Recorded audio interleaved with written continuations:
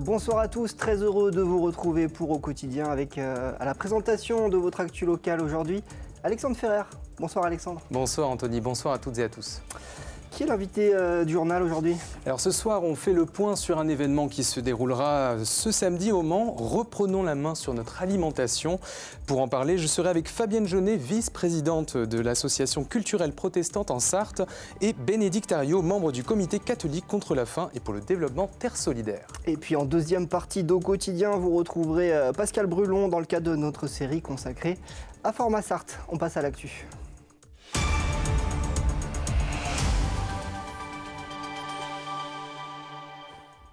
Nous sommes le jeudi 23 janvier et dans l'actualité aujourd'hui, des collégiens épanouis. 35 élèves à Montval-sur-Loire reçoivent une tablette ou un ordinateur de la part du département de la Sarthe, découverte dans ce journal. Et puis, action solidaire avec des bénévoles de l'ADMR qui offrent des sacs à dos remplis de denrées au SAMU social. Ils seront ensuite distribués à des personnes sans abri. 13 ans de réclusion criminelle prononcée dans l'affaire de la séquestration et du viol d'une jeune femme en Sarthe. Pour rappel, les faits se sont déroulés en juin 2022 à Saint-Georges-du-Bois. Un homme de 43 ans s'est introduit chez une jeune femme de 24 ans qu'il ne connaissait pas. Il a ensuite frappé, ligoté et violé. Ce mercredi, la Cour criminelle de la Sarthe a rendu son verdict. L'agresseur au profil psychologique très complexe selon les experts est condamné à la peine maximale de 13 ans de réclusion criminelle. Il fera aussi l'objet d'un suivi socio-judiciaire obligatoire dès sa sortie de prison pendant 10 ans. Et justice toujours dans l'affaire Dany Le Prince, la cour de révision est saisie. La décision a été donnée ce jeudi après-midi. La requête de Dany Le Prince visant à annuler sa condamnation à perpétuité va être transmise à la cour de révision. Étape judiciaire décisive pour cet homme condamné pour le quadruple meurtre de membres de sa famille en 1994 à Torigné-sur-Dué. Il clame son innocence depuis des années et demande à être rejugé. Le service d'urgence de l'hôpital du Bailleul rouvre 7 jours sur 7. C'est une bonne nouvelle. Oui, tout à fait, Anthony. La nouvelle a été annoncée ce mercredi par la direction du pôle santé Sarthe et Loire. En 2025, les urgences seront ouvertes tous les jours de 8h30 à 23h en semaine et de 8h30 à 18h30 le week-end.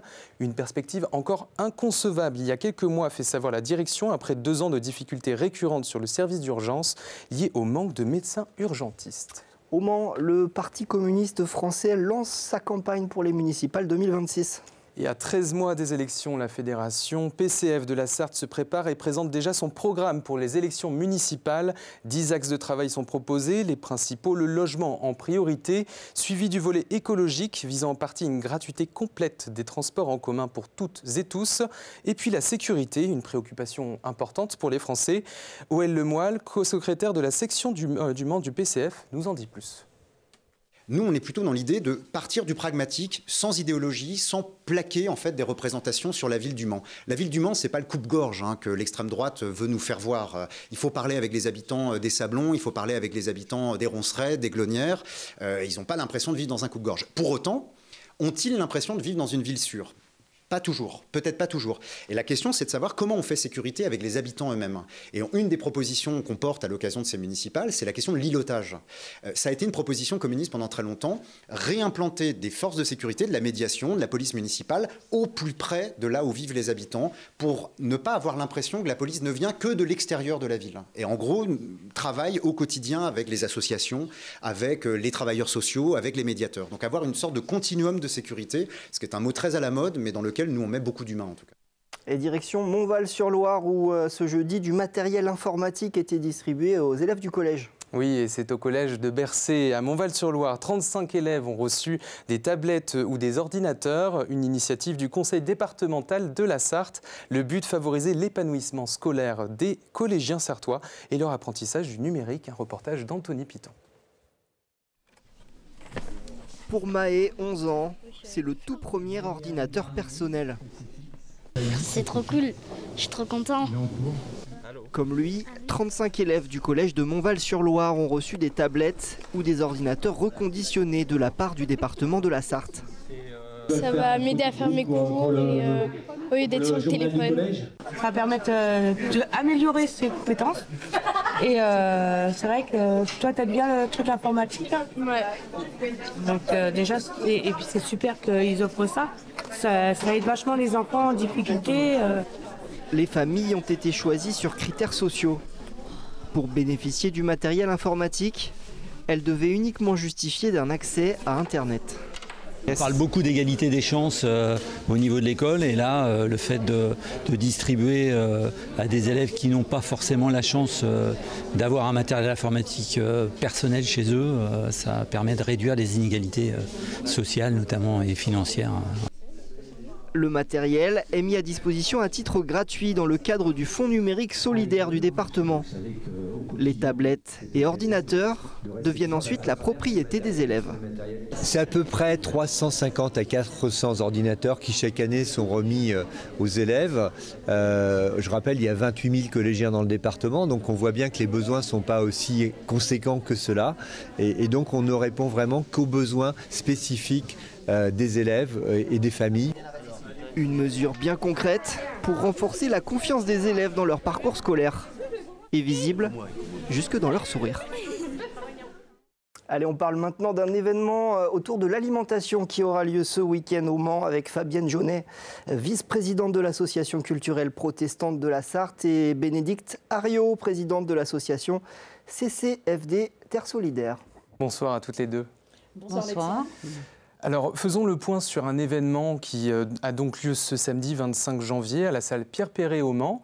Le sujet, reprenons la main sur notre alimentation. Fabienne Jaunet, je vais commencer par m'adresser à vous. C'est la 4e fois que l'association culturelle protestane en Sarthe organise un événement de ce type, avec pour thème principal les enjeux environnementaux. Pourquoi s'intéresser particulièrement à ce thème ? Eh bien, ça nous a semblé être un débat important dans notre société aujourd'hui et nous avons souhaité apporter notre contribution en fait à la réflexion. Et ce, donc, depuis 4 ans, effectivement. Et donc, quels ont été les précédents thèmes qui ont été abordés pour en venir concrètement au thème de cette année ? Alors, nous avons commencé par des thèmes très généraux, à savoir la déforestation, la ressource en eau, et l'année dernière, sur l'évolution des techniques agricoles à travers le monde. Alors cette année, nous avons souhaité revenir plus près de nous et en particulier de notre quotidien qui nous concerne tous, à savoir notre alimentation. Et ça peut paraître un petit peu étranger ou éloigné des sujets traités jusqu'à présent, mais en fait, le but un petit peu de cette journée, c'est de faire prendre conscience que l'alimentation est au cœur de tous les déséquilibres qu'on connaît actuellement sur la planète entière. Déséquilibres au niveau des êtres humains déjà, avec l'explosion de toutes les maladies qu'on dit de civilisation, et aussi des équilibres au niveau de l'écologie, des dérèglements climatiques. Et l'alimentation est au cœur de tout cela. Mais attention, il y a alimentation et alimentation. Cette alimentation dont on parle, c'est celle qui nous est distribuée le plus largement aujourd'hui, à savoir tous les produits transformés, ultra transformés de la grande distribution, et les produits de l'agriculture intensive, on va dire. Mais l'objectif de cette journée, c'est donc de faire prendre conscience, tout simplement, ça peut paraître un petit peu prétentieux, mais un autre monde est possible parce qu'une autre alimentation est possible. C'est vraiment ce que l'on croit. Et l'objectif de cette journée, c'est de mettre un petit peu le projecteur sur une autre façon de s'alimenter, au plus près de chez nous. Donc à travers justement les thèmes que vous avez abordés pendant ces 4 années, ce thème précisément que vous venez bien de préciser, un collectif donc a émergé entre-temps, le collectif Vivre la Terre 72, qui regroupe notamment votre association, Fabienne, donc l'ACP 72, et le Comité catholique contre la faim et pour le développement Terre Solidaire, dont vous êtes membre, Bénédicte Ariot. Pour vous, nous entrons peut-être directement au cœur des enjeux que porte votre association. Tout à fait, puisque je dirais la mission première du CCFD Terre Solidaire, c'est de lutter contre les causes structurelles de la faim et de la pauvreté dans le monde. À la différence, cependant, par rapport à ce qui va se passer là, qui est très français, il est vrai que notre mission se tourne plutôt vers nos 500 partenaires, c'est-à-dire des associations qui existent dans 70 pays du monde, dont énormément sont engagés justement dans une transition écologique, dans une transformation paysanne, en fait. Et c'est ce que nous soutenons, en fait, cette agriculture paysanne, c'est quelque chose de très important. Alors pourquoi participer à une réunion qui va s'intéresser à l'alimentation en France? Eh bien c'est parce que aussi nous avons un deuxième objectif qui est de sensibiliser le public au fait que rien ne changera si nos modes de vie, nos modes de consommation ne changent pas eux aussi. Je me permets de préciser, en même temps, les photos que l'on voit, c'est donc des images de plusieurs familles, plusieurs cultures, des pays différents, c'est ça, et qui présentent leur alimentation culturelle en l'occurrence. Voilà, alors ce sont des images de photographes, hein, des images artistiques, mais effectivement, c'est l'alimentation d'une famille, d'un pays donné pendant une semaine. Donc on voit effectivement des familles de tailles différentes et avec des modes de consommation très différents. Et ce que l'on voit, c'est qu'effectivement, en réalité, la manière dont nous mangeons, ça a un impact aussi sur les familles dans les pays du Sud. Et c'est pour ça que nous participons à cette journée, parce que c'est à nous aussi de changer. Alors justement, cette journée va se passer en 2 temps. Est-ce que, Fabienne, vous pouvez nous expliquer un peu comment va-t-elle se dérouler concrètement? Le matin, par exemple. Alors le matin, nous aurons 2 conférences débats. Nous aurons 2 conférenciers. Le premier, Joseph Poussé, qui est agronome de formation et un ancien agriculteur lui-même. Et il va venir nous présenter ce qu'il appelle l'agriculture naturelle, c'est-à-dire une agriculture au plus près du sol, hein, je dirais, qui laisse faire la nature, qui exclut tous les pesticides, enfin tout ce que l'on peut, tout ce qu'on utilise le plus couramment. Ensuite, vous avez aussi Oriane Tercery, c'est ça, qui est animatrice dans le réseau de centres d'initiative et de la valorisation de l'agriculture biologique et du milieu rural. Tout à fait. Alors c'est très intéressant parce que Oriane va venir nous faire part de sa propre expérience, parce qu'elle milite dans ce milieu effectivement, et elle a aussi entrepris sur elle-même une réforme alimentaire et elle va venir nous donner son expérience, son retour d'expérience. Très brièvement, Bénédicte, est-ce que vous pouvez nous dire l'après-midi, donc c'est des ateliers qui vont avoir lieu, c'est ça? Absolument, des ateliers très différents. Donc là, on va être dans la pratique réellement pour les uns et les autres. Que devons-nous faire? Que pouvons-nous faire, nous, chacun de notre côté? Alors, on va nous présenter quelqu'un, on va là échanger avec des personnes qui travaillent par exemple sur les plantes comestibles ou réfléchir avec, faut-il manger de la viande encore? Ou moins de viande? Quel type de viande? C'est un exemple. Autre exemple... Vous avez aussi Isabelle Pordois qui va être présente aussi pour présenter les plantes sauvages comestibles. Les plantes sauvages comestibles, j'en ai parlé. Aussi, un médecin sera là pour nous parler des rapports entre santé et alimentation, donc quelque chose également très important. Fabienne, tu as peut-être les autres... Oui, on va essayer d'éclairer un peu ce que signifient les différents labels. Parce qu'aujourd'hui, il y a beaucoup de labels et il faut savoir ce qu'il y a derrière, en fait. Très bien. Je suis désolé, on a eu très peu de temps pour présenter, mais donc comment reprendre la main sur son alimentation? C'est donc une question que se pose ce collectif Vivre la Terre 72 et qui sera présenté au grand public gratuitement le samedi 25 janvier de 9h30 à 17h, salle Pierre Perret au Mans.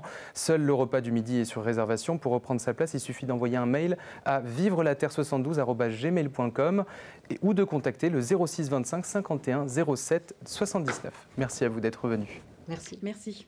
Allez, on parle maintenant d'une action en faveur des sans-abri qui a eu lieu ce jeudi après-midi. Et oui, dans le cadre du dispositif Sac à dos, les bénévoles de l'ADMR ont donné des sacs à dos remplis de denrées récoltées lors de leur collecte dans des supermarchés en novembre dernier. Ces sacs seront ensuite distribués aux personnes sans-abri par le SAMU social, un reportage d'Elisa Cribier.